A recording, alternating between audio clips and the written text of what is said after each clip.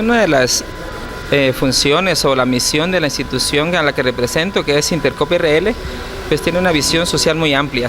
Esperamos pues con este primer proyecto apoyar a la municipalidad. Queremos hacer una buena alianza y esperamos que en el futuro tengamos muchos más proyectos para beneficio de nuestra población. ¿De qué consta la donación del día de hoy? Pues el día de hoy pues tenemos un primer proyecto que consiste en la entrega de 12 conos para que la PMT lo pueda utilizar aquí en nuestras calles para ir inculcando esa educación vial que tanto nos hace falta aquí en nuestro medio.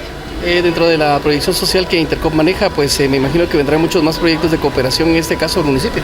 Así es, tenemos varios proyectos, la verdad no hemos concretizado, pero sí la cooperativa tiene esa visión de seguir apoyando, podemos estar en alianza, ¿verdad?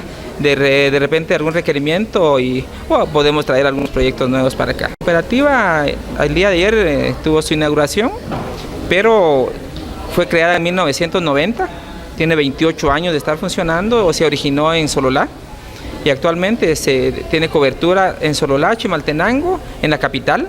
Y ahora pues se dirigieron hacia aquí a Santa Cruz del Quiché. Yo creo que es una buena estrategia para poder hacer algunos lazos de amistad y conexión con ellos para cualquier tipo de eventos a nombre de la Municipalidad de Santa Cruz del Quiché. Queremos agradecerles esto, pues sabemos que es de mucha utilidad para nuestra unidad de la PMT, y yo creo que es importante que esto pues le van a dar el uso correspondiente. Este es un aporte bastante grande para la Policía Municipal de Tránsito, ya que servirá para poder darle cobertura a algunas actividades que se realizan en el casco urbano y también para poder venir y también utilizar los espacios respectivos en los centros educativos, ya que será utilizado para poder venir y conificar, como nosotros decimos, el área respectiva, para que los conductores, los padres de familia que lleguen a dejar a sus niños, pues sepan realmente por dónde, cuál sería el área que ya está ubicada para ellos y que no exista el congestionamiento vehicular también. Recordemos que a veces nosotros hemos tenido necesidad de dar apoyo a veces a horas de la noche,